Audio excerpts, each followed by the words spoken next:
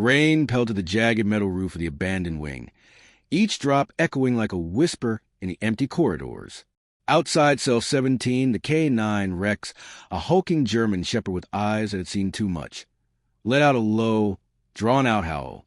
Guards shuffled uneasily, their flashlights cutting to the darkness, revealing only peeling paint and rusted bars. Something inside that cell smelled wrong, not like decay, but like fear itself. Whispers of past horrors seemed to seep from the walls. When the key finally turned in the lock, what they saw inside would make them question everything they thought they knew about justice, loyalty, and human darkness.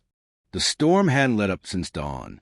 Rain traced jagged patterns down the outer walls of the Millhaven Correctional Facility, a forgotten relic of the county's justice system.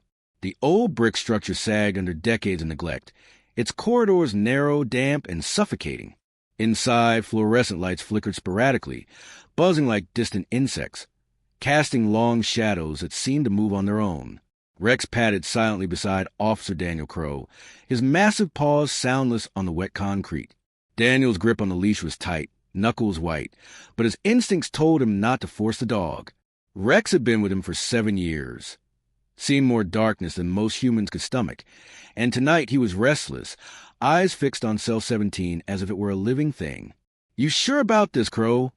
muttered Officer Lisa Thorne, her voice low and unsteady. Her flashlight wavered in the storm's reflected light. "I've been on night shift here for 5 years. Nothing good ever comes from that wing." Daniel didn't answer. He knew she was right, but this was protocol. The warden had called him personally. There had been unusual activity reported. Strange noises, faint scratching, something the guards couldn't identify. Usually, he'd write it off as rats or plumbing, but the fear in Rex's stance told him this wasn't ordinary. The corridor narrowed. Rusted doors lined both sides, each with a small, barred window. Cell 17 was at the far end, its doors shut tight, a faint odor clinging to the air, a metallic tang that made Daniel's stomach turn. Rex's ears twitched, hackles raised. The dog growled low in his throat, not at Daniel or Lisa, but at the darkness itself. Lisa swallowed hard. "It's just a kid, isn't it? One of the new inmates? Heard there was a transfer earlier." Daniel shook his head. "No, this feels different." He knelt, brushing his fingers over Rex's fur. "Good boy. Stay calm. Just stay calm." The sound came then, a soft scraping, like fingernails dragging across the concrete floor. Both officers froze. The scraping became a faint whispering, almost a murmur, echoing inside the empty cell. Daniel's heart hammered.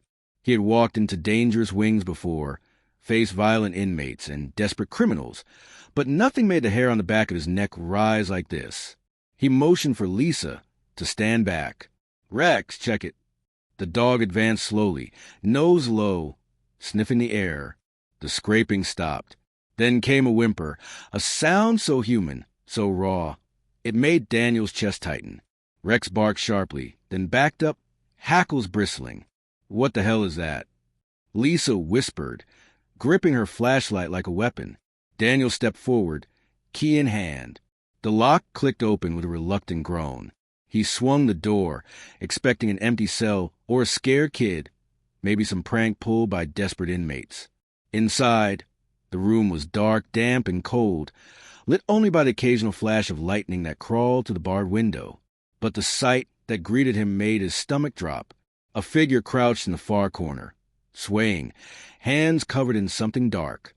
The boy, no, not a boy, older, gaunt, eyes wide with a hollow terror, was scribbling symbols on the wall with a substance that gleamed wet in the flashes of light. The symbols were sharp, jagged, almost alive, twisting across the concrete like they were moving under his gaze. The air smelled of iron and fear. Daniel stepped back, mind racing. What did this? The figure turned, head cocking unnaturally. His eyes were hollow, black at the center, reflecting nothing but shadows. A whisper crawled from his lips. "They're watching. They always watch." Rex growled low and menacing, but didn't move closer. Daniel felt a strange chill, the kind that makes you doubt what you're seeing. This was no ordinary inmate, no ordinary terror. Lisa's voice trembled. We need backup. Now. Daniel's eyes darted to the walls. The symbols. They were written in a language he didn't recognize, but something deep in him felt that it mattered, that it was dangerous. And then he noticed the floor, footprints leading from the corner of the cell to the air vent. Too small for the boy, too deliberate. A metallic clink came from above. Both officers looked up just in time to see a shadow detach from the vent and disappear into the darkness. The boy, or whatever he was, looked at them with a faint, cruel smile. They told me to wait and watch you. Daniel swallowed hard. Lisa, did you see that? She nodded, pale. I did. But what was it? Before he could answer, Rex let out a howl so guttural and pained it echoed to the corridors, bouncing off the walls, shaking the dust from the ceiling tiles. The sound carried a warning, a cry, and something more, a plea. Daniel's stomach twisted. He realized that whatever was in cell 17, whatever was behind those symbols and that hollow stare, it wasn't just dangerous. It was alive, aware, and waiting for something that had nothing to do with them. The storm outside roared louder, but inside, a heavier silence fell, a silence that screamed. If the tension here is gripping you, consider liking and subscribing for more stories that linger long after the last page. Daniel glanced at Lisa. We need to get him out. Now. Rex growled again, fixed on the boy, then the vent, then back at Daniel, as if warning him that leaving might be the first mistake they'd ever make inside Millhaven. And in that moment, Daniel knew one thing for certain. The night had just begun, and whatever haunted Cell 17 had plans that neither he, Lisa, nor Rex could predict. The night stretched on heavy and oppressive, as rain hammered the Millhaven Correctional Facility.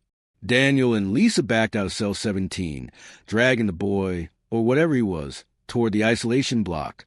His limbs were thin, almost skeletal, but his grip on reality was far sharper than anyone dared expect.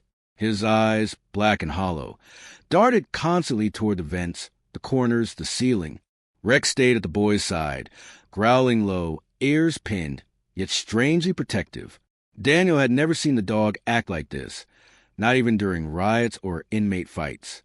It was as if the animal understood some unspoken, invisible danger. The isolation block steel doors clanged behind them as they moved, each echo bouncing off the walls like a sinister drumbeat. Lisa's flashlight flickered, casting long, jerky shadows that played tricks on the eyes. Why? Why do I feel like we're being watched? She murmured. Her voice quivered despite the calm she tried to project. Daniel shook his head. Because we are. I can feel it. This isn't ordinary. Whatever that boy is mixed up in, He stopped, searching for words that didn't exist. It's smart, and it knows we're here. The boy shuffled, muttering under his breath, symbols slipping from his lips. They're everywhere. Eyes in the walls. Eyes in the ceilings. They follow. They remember. Lisa took a cautious step closer. Who are they? What do you mean? He paused, head cocking, a faint, bitter smile crossing his face. You won't believe me. You'd lock me up again if you did. Daniel's eyes narrowed. We already have. But you're not going back into Cell 17 tonight.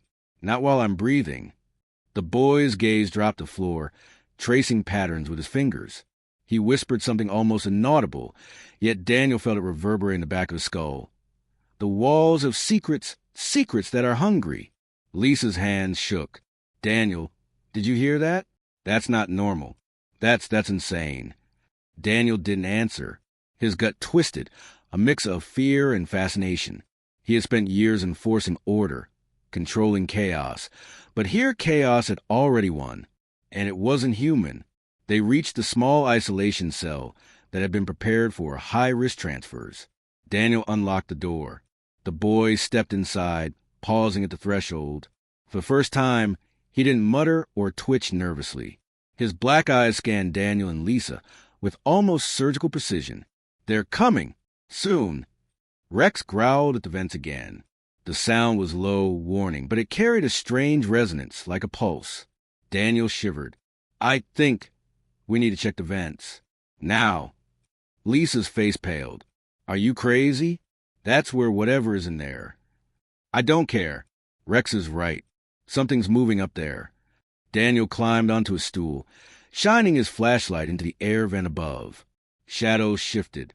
He froze. A small, pale hand slipped to the narrow opening, fingers curling as if testing the outside world.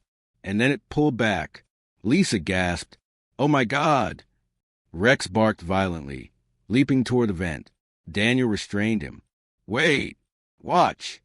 The boy stepped forward, calm, almost too calm. "You think you understand danger. You don't. They've been here longer than the walls themselves. And they remember every sound, every face." Lisa backed up, gripping Daniel's arm. I want to call it in. Call backup.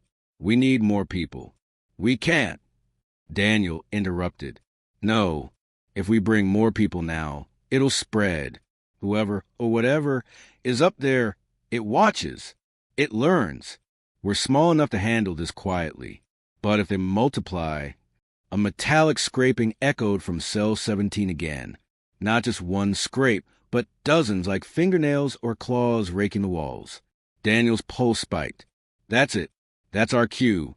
We find out what's behind those vents." Lisa hesitated. "And if we can't? What then?" Daniel's jaw tightened. "Then we survive. Whatever it takes." They prepared for entry. The vent cover was rusted and heavy.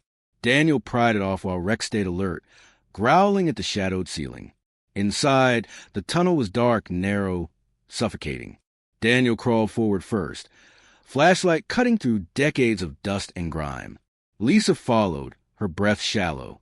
Halfway through, they stumbled upon evidence of something sinister. Personal belongings of inmates who had disappeared over the past years, scratched into the metal with odd symbols. Small trinkets, watches, rings, all covered in the same dark substance the boy had used on the walls of cell 17. Lisa whispered, horrified, "Oh, God, all of these people, it's been taking them, hasn't it?" The boy's voice echoed in her mind, though he was in the isolation cell. "They're patient. They take their time. They watch you, study you, learn how to break you." Daniel paused, catching a movement out of the corner of his eye. A shadow detached from the vent walls, moving fluidly, almost like it was part of the metal itself. It was humanoid but wrong, limbs too long, fingers bending at impossible angles. Its face was obscured, but its gaze was locked on Daniel. Rex lunged, teeth bared, but the shadow dissolved before impact, slipping to the tunnel like smoke. Daniel felt the hairs on his arms rise. He knew now.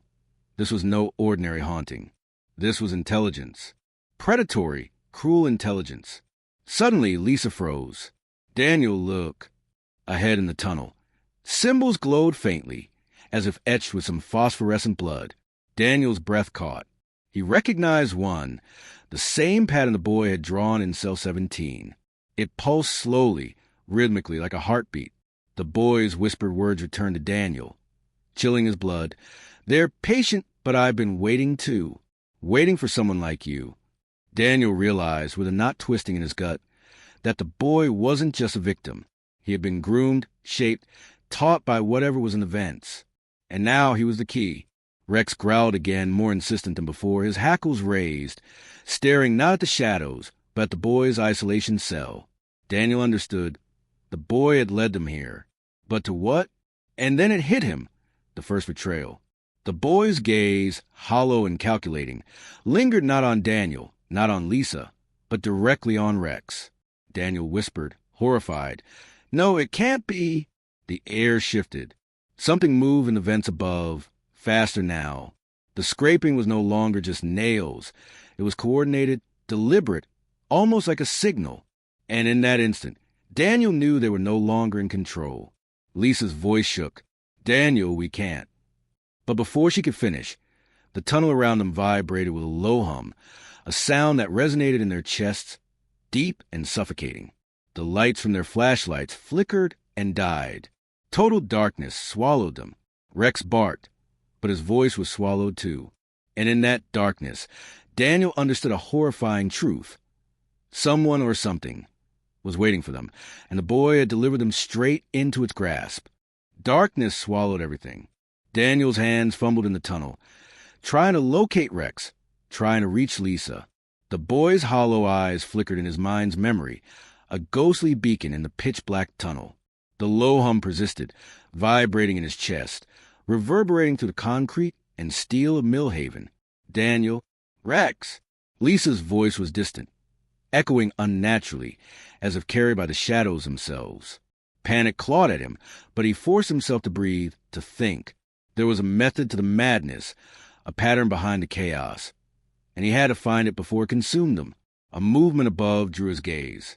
The vent's metallic bars bent, as if they were liquid, twisting, stretching. And then it appeared. A figure humanoid yet grotesque, limbs impossibly long, skin pale and stretched taut, its head tilted unnaturally, eyes, if they could be called that, glimmering with intelligence, studying Daniel with a predator's patience. Rex lunged. Teeth met air. The figure recoiled, not in fear, but in amusement. Its long fingers scraped along the walls, leaving jagged marks that burned into Daniel's memory. "Stay calm," Daniel whispered to himself. "Stay calm." From behind him, the boy's voice cut through the hum, eerily calm. "You think I'm trapped? You think I've been afraid?" His lips curved in a smile that didn't reach his hollow eyes. "I've been learning. I've been watching. And now you're part of the lesson." Daniel froze. The betrayal hit like a physical blow. The boy had led them here, not as a victim, but as a guide, a catalyst. The pieces clicked together. The missing inmates, the symbols, the careful manipulation. The boy had been groomed by this entity, shaped to lure hunters into its domain.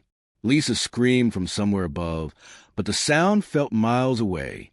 Daniel crawled forward, hand extended, trying to reach her. Rex pressed close to him, growling, a living anchor against the chaos. The creature moved closer, slow, deliberate, each step punctuated by a metallic echo. Daniel's mind raced. Logic fought fear. He realized that attacking would be suicide. Negotiation was impossible.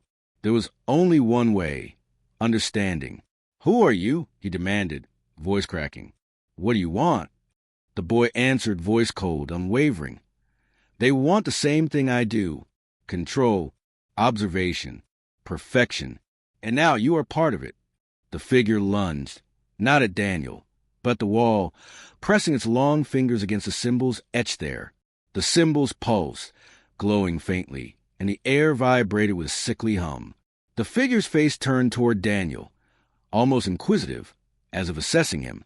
Rex barked, fierce and unwavering. And then, astonishingly, the creature recoiled, almost as if acknowledging the dog. Daniel realized in that instant that Rex was a line between predator and prey, the tether that kept this entity from fully breaking into their reality. The boy stepped forward. "I warned you, but you don't understand yet." He touched the symbols, and the pulse intensified. Daniel felt it in his chest, a rhythm that matched his heartbeat. Memories, sensations, and flashes of other people trapped in the vents, lost, watching, waiting, flooded his mind. Lisa screamed again, and Daniel turned. He saw her pinned against the wall by the shadows themselves, not fully corporeal, suspended in the entity's will. Panic surged, but clarity cut through. He couldn't fight it head-on. He needed to outthink it. "Rex!" he shouted. The dog bounded forward, teeth bared, forcing the boy to step back. In that instant, Daniel grabbed a jagged piece of metal from the tunnel floor, swinging it at the nearest vent seam. Sparks flew. The hum faltered. The shadows recoiled, screaming in silence. The boy shouted, a cry not of fear but frustration. "No! You don't understand." Daniel lunged forward, pulling Lisa from the shadows. Rex followed, growling, snapping at the walls. The tunnel vibrated violently, almost collapsing, but somehow they made it to the isolation cell's door. Daniel flung it open, stumbling inside with Lisa. The boy followed, hesitating at the threshold, eyes narrowed. "You could have stopped it," Daniel panted, gripping the boy's arm. "But you chose what?" The boy's gaze softened, just slightly, a flicker of something human behind the hollow black eyes. I had to survive," he whispered. "And sometimes survival requires sacrifice." Then, with a sudden movement, he disappeared, not running, not hiding, but dissolving into shadows like smoke, leaving only the faint echo of laughter. The air in the cell stank of iron and damp, but the hum was gone. Rex lowered his head, ears back, and whined softly. Daniel sank to the floor, heart hammering, muscles trembling. Lisa collapsed beside him, silent tears streaming. The storm outside had ceased. Rain fell softly, washing the walls of Millhaven, leaving the facility eerily calm. In the quiet, Daniel realized they had survived, but at what cost? The boy, both victim and manipulator, remained out there, somewhere, shaped by forces neither fully human nor fully understood. Daniel ran a hand over Rex's head. We did what we could. Boy, that's all we can do. Lisa nodded, voice broken. But how do you live with knowing someone out there playing everyone like pawns? Daniel didn't answer. He only stared at the symbols faintly etched on the cell wall, remnants of the night's horrors. In that moment, he understood that some darkness couldn't be destroyed. It could only be contained, observed, and respected. The K-9 leaned against him, warm and solid, the last tether to the world they had always known. As dawn's first light seeped into the cell, weak and pale, Daniel allowed himself a single, shuddering breath. They had survived Millhaven, but the scars, the knowledge of what lurked in shadows, the betrayal, the boy, would haunt them forever. And somewhere deep in the vents, unseen and patient, the entity waited. And Daniel knew, with a chilling certainty, that it would return. Quietly, in the aftermath. Consider liking and subscribing if you want more stories that linger in the mind long after the final page. The story ends on a quiet, emotionally powerful note. Survival tempered by lingering dread, betrayal, moral ambiguity, and the unresolved presence of the entity, leaving readers haunted yet satisfied.